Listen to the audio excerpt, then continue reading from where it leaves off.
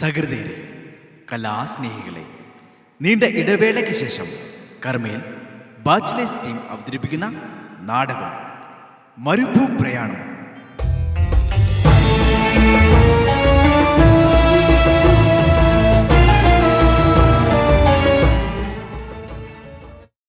അടുത്തൊരു ബെല്ലോടുകൂടി ഞങ്ങളുടെ നാടകം ആരംഭിക്കുകയാണ്.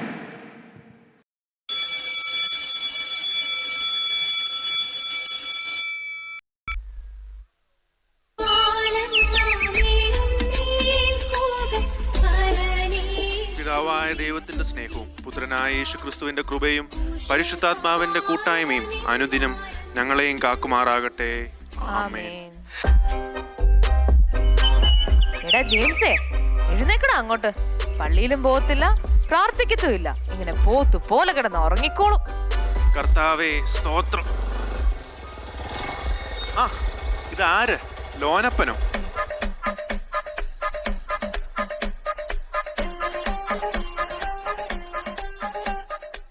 അച്ചായോ, എന്നെ ഉണ്ട് വിശേഷം? ദേ, നല്ലൊരു കോളുമായിട്ടാ ഞാൻ വന്നിരിക്കുന്നത്. ഈ അവസരം നഷ്ടപ്പെടുത്തരുത്. പിടിച്ചാലെത്താത്ത മാനത്തേക്ക് ഞാൻ എങ്ങനെ കൈ നീട്ടും ലോനപ്പ? ഈ എത്താത്ത മാനം ഏതാ അച്ചായ? മനുഷ്യനൊക്കെ അങ്ങ് ചന്ദ്രനിൽ പോകുന്ന കാലമാ. ആവശ്യമുണ്ടേ എല്ലാം നടക്കും, ഇല്ലേ ഈ ലോനപ്പം നടത്തും. മോനില്ലേ ഇവിടെ? അവനെ ഇങ്ങ് വിളിക്ക്. മോനെ, നല്ല ജോലി, നല്ല ഉഗ്രൻ ശമ്പളം കിട്ടിയാലുണ്ടല്ലോ, കഷ്ടപ്പാടൊക്കെ അങ്ങ് പമ്പ കടക്കും.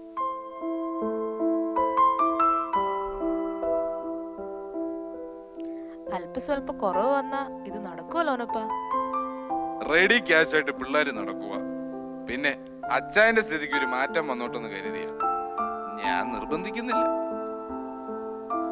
നിർബന്ധിച്ച് നല്ല പറയുന്നേ. ലോനപ്പന് ഞങ്ങളുടെ അവസ്ഥ അറിയാവല്ലോ. കൂടുതലൊന്നും പറയുന്നില്ല. എന്തുവേലും തട്ടുകേട് വന്ന എനിക്ക് കിടക്കപ്പുറതിയില്ല. ചേട്ടൻ അവിടെ ഇരിക്ക്, ഞങ്ങളൊന്ന് ആലോചിക്കട്ടെന്ന്. മോനെ, 3 ലക്ഷം എന്ന് പറഞ്ഞാ നമുക്ക് 30 ലക്ഷം പോലെയാ. എനിക്കാണേ പണ്ടത്തെ പോലെ ആരോഗ്യവും ഇല്ല.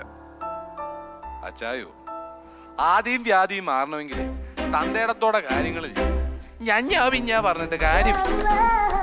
വരുന്നുണ്ണാൻ വരുമ്പോഴേ വിതച്ച ദിവസം ചോദിക്കല്ലെന്നാ പ്രമാണം. എന്നാ ഞാനൊരു കാര്യം പറയട്ടെ. ഒരേക്കർ പുരയിടം ഉണ്ടല്ലോ, അതേതിലും ബാങ്കിൽ ഈട് വെച്ച് കാര്യം നടത്തണമെന്ന്. എന്തായാലും അതിന് ഞാനില്ല ലോനപ്പ. ഇതുവരെ കർത്താവിന്റെ കൃപയാൽ വസ്തു പണയം വെക്കേണ്ടി വന്നിട്ടില്ല. എന്നാ ഞാൻ ഇറങ്ങുക. കാര്യം റെഡിയാകുമ്പോ പറ.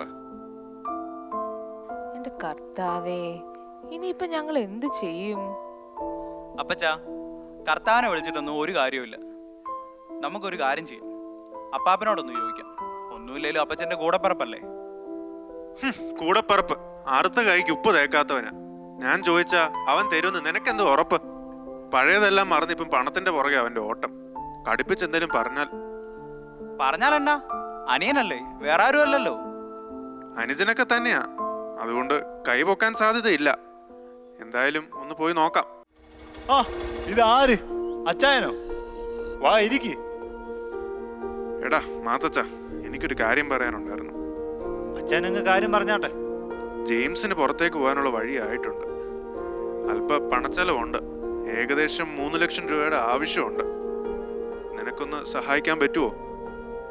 എന്റെ ബിസിനസ് ഒത്തവണ്ണം ആണെങ്കിൽ 3 അല്ല 30 ലക്ഷം വേണം ഞാൻ തരും. പിന്നെ ജ്യേഷ്ഠനായാലും കത്തനാരായാലും കാശ് തരുന്നെങ്കിൽ ഒരു വ്യവസ്ഥയൊക്കെ ഉണ്ട്.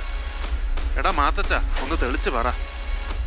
അച്ചായനിപ്പോ താമസിക്കുന്ന വീടിന്റെ ആധാരം ഞാൻ കുറെ കൊതിച്ചതാ.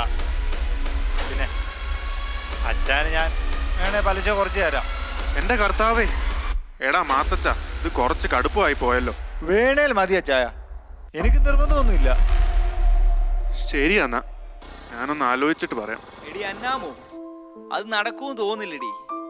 പൈസ വേണമെങ്കിൽ വീടിന്റെ ആധാരമാവും ചോദിക്കുന്നത്. എന്റെ ദൈവമേ, ഇതൊരു കെണിയാ അച്ചായ. നമ്മളെ കൊണ്ട് വെള്ളത്തിൽ ചാടിക്കുന്ന തോന്നുന്നേ. ഇത് വേണോ? എന്ത് കെണിയാണേലും ശരി, കാര്യം നടക്കണേ ഇതേ ഉള്ളൂ മാർഗം. എന്തായാലും അങ്ങ് മേടിക്കച്ചായ. പിന്നെ ബാക്കിയെല്ലാം അവന്റെ തലവര പോലെ.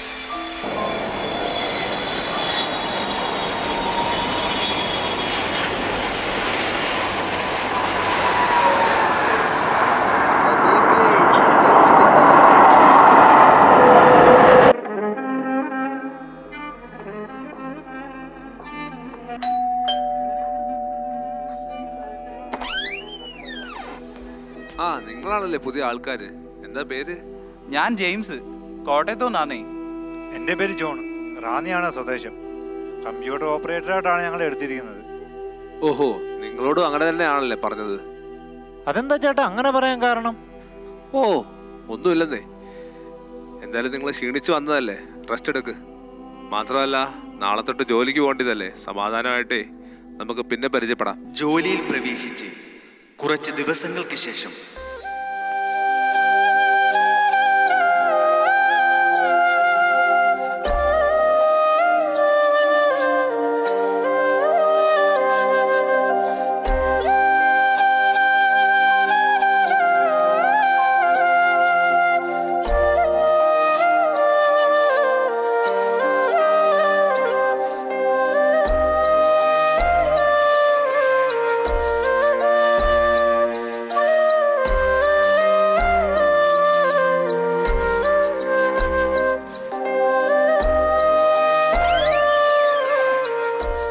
ജെയിംസേ, എന്തു പറ്റി? നീ എന്താ വിഷമിച്ചിരിക്കുന്നത്? മടുത്ത് ഈ ജീവിതം. ഒന്നും അങ്ങോട്ട് ശരിയാകുന്നില്ല. പ്രതീക്ഷിച്ച പോലെ ഒന്നുമല്ല കാര്യങ്ങൾ നടക്കുന്നത്. വളരെയധികം പ്രതീക്ഷയോടുകൂടെയാണ് ഇങ്ങോട്ട് കയറി വന്നത്. പക്ഷെ ഇവിടെ എത്തിയപ്പോഴോ കൂലിപ്പണിയേക്കാളും കഷ്ടമാണ് ജീവിതം പോകുന്നത്. പല നേരത്തും നേരാവണ്ണം ആഹാരം പോലും കഴിക്കാൻ പറ്റുന്നില്ല. ഞാനും നിങ്ങൾക്ക് മുന്നേ ഈ ചതിയിൽ വന്ന് പെട്ടതാണ്. ആദ്യം അല്പം പ്രയാസമൊക്കെ ഉണ്ടാവും. പക്ഷെ കുറച്ച് നാൾ കഴിയുമ്പോൾ നമ്മൾ അതിനോട് കൂടി ഇഴകിച്ചേരും, അല്ലെങ്കിൽ ചേർന്ന് പോവും. പലതവണ ഈ ജീവിതം അവസാനിപ്പിച്ചാൽ കൊള്ളാൻ തോന്നിയിട്ടുണ്ട്. പിന്നെ അപ്പനെ അമ്മേനെ ഓർക്കുമ്പോൾ എന്നെ കൊണ്ട് ഇത് താങ്ങാനാവുന്നില്ല ഏട്ടാ. സാരമില്ല ജെയിംസേ, സമാധാനിക്കേ.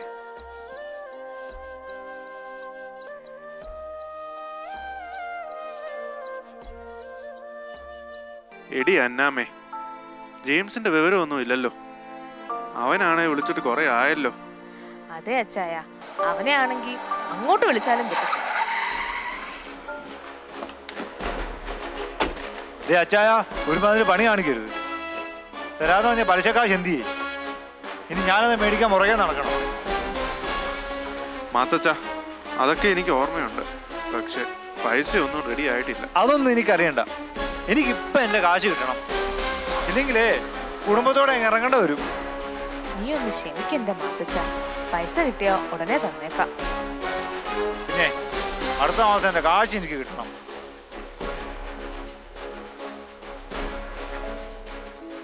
എടി അന്നാമോ, എന്നാ അവനെ ഒന്നുകൂടെ ഒന്ന് വിളിച്ചു നോക്കിയാലോ?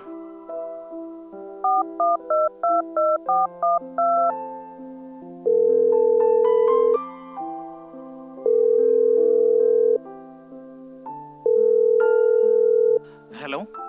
ആ മോനെ, എന്തുകൊണ്ട് വിശേഷം? സുഖമായിട്ടിരിക്കുന്ന അപ്പച്ച. മോനെ, നീ പോയിട്ട് കുറച്ചായല്ലോ.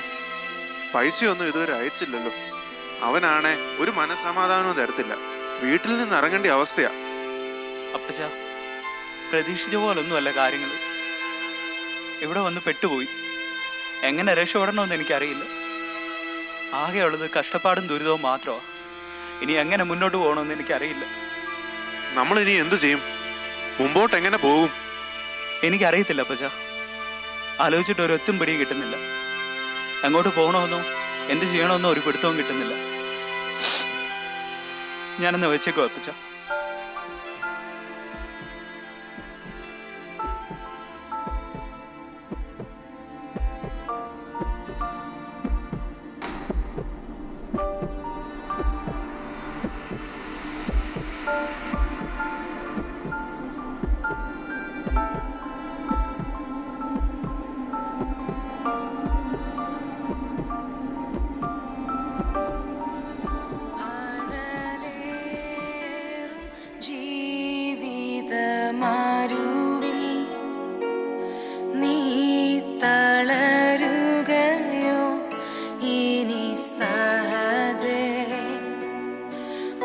കർത്താവേ, വീട്ടിൽ വെല്ലുമച്ച് പാടിയിരുന്ന പാട്ട് അന്ന് കേട്ടിരുന്ന അല്ലാതെ അവരോടൊന്ന് പാടാനോ ഒന്ന് പ്രാർത്ഥിക്കാനോ ഞാൻ തയ്യാറായില്ല. എന്നാൽ അതെനിക്കിപ്പം പാടി ആശ്വസിക്കണമെന്നുണ്ട്. എൻ്റെ കർത്താവിനെ എനിക്ക് പാടി സ്തുതിക്കണമെന്നും ആരാധിക്കണമെന്നുണ്ട്.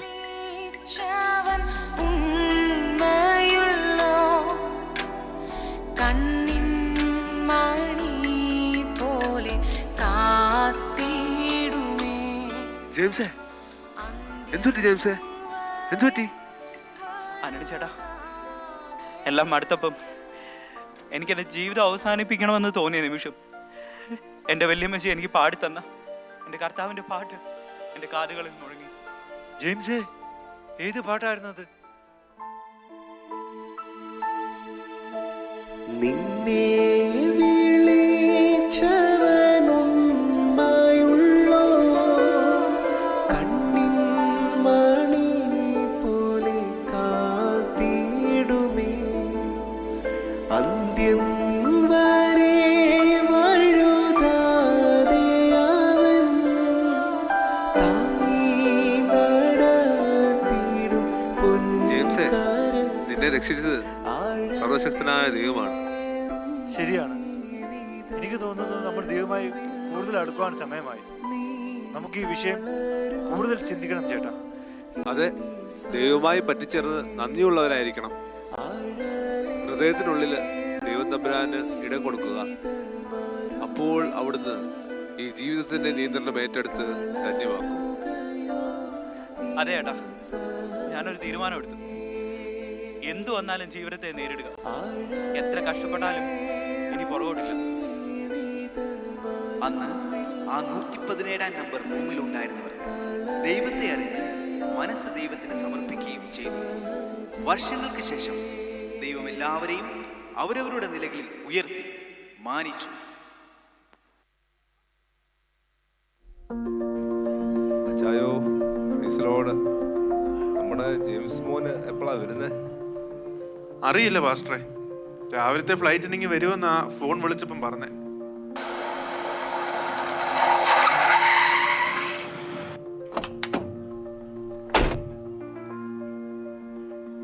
എടാ മോനെ, ജെയിംസേ, എത്ര കാലമായി നിന്നെ കണ്ടിട്ട്. ജെയിംസ് മോനെ, പ്രൈസ് ലോർഡ്. ഇവിടുന്ന് പോയതുപോലൊന്നും അല്ലല്ലോ. ആകെ മുഖത്തൊരു പ്രസാദമൊക്കെ കാണുന്നു. അതെ പാസ്റ്ററെ, ഞാൻ ഒരു ഉടഞ്ഞ പാത്രമായിരുന്നു. എൻ്റെ കർത്താവ് എന്നെ വാർത്തെടുത്തു. അപ്പച്ചാ, ഇന്നേ വരെ ഞാൻ നിങ്ങളോട് പറയാത്ത ഒരു കാര്യമുണ്ട്. ഒരുപാട് കഷ്ടതകൾ ഞാൻ അനുഭവിച്ചു, നിന്നാൾ ഞാൻ സഹിച്ചു. അപ്പാപ്പന് കൊടുക്കാനുള്ള തുക തികയാതെ വന്നപ്പോൾ ഒരു രാത്രി ഞാൻ എൻ്റെ ജീവിതം അവസാനിപ്പിക്കാനുള്ള ശ്രമം വരെ നടത്തി. എന്റെ ഉടയ തമ്പുരാനെ, നീ എന്ത് ബുദ്ധിമോശമാടായി ചെയ്തത്? അമ്മേ, അതെല്ലാം ശത്രു നടത്തിയ തന്ത്രങ്ങളായിരുന്നു നമ്മുടെ കുടുംബം തകർക്കുവാൻ വേണ്ടിയിട്ട്. എന്നാൽ സർവശക്തനായ ദൈവം നമുക്ക് തുണ നിന്നു. ആമേൻ. ശരിയാണ് മോനെ. ദോഷമായിട്ടൊന്നും ദൈവം തന്റെ മക്കൾക്ക് ചെയ്യത്തില്ല. എല്ലാറ്റിനും നമ്മൾ ദൈവത്തിനെ സ്തുതിക്കണം. ദൈവം നമ്മുടെ സങ്കേതവും ബലവുമാകുന്നു. കഷ്ടങ്ങളിൽ അവൻ ഏറ്റവും അടുത്ത തുണയായിരിക്കുന്നു എന്ന് സങ്കീർത്തനക്കാരൻ പറയുന്നത് പോലെ ചായ ദൈവമാണ് നമ്മുടെ അഭയവും ശക്തിയും. അതുകൊണ്ട് ദൈവിക സമാധാനത്തിൽ വസിക്കുക. ക്രിസ്തുവിന്റെ സമാധാനം നിങ്ങളുടെ ഹൃദയങ്ങളെ ഭരിക്കട്ടെ. ആമേൻ. ആമേൻ. സ്തോത്രം. അച്ചായോ,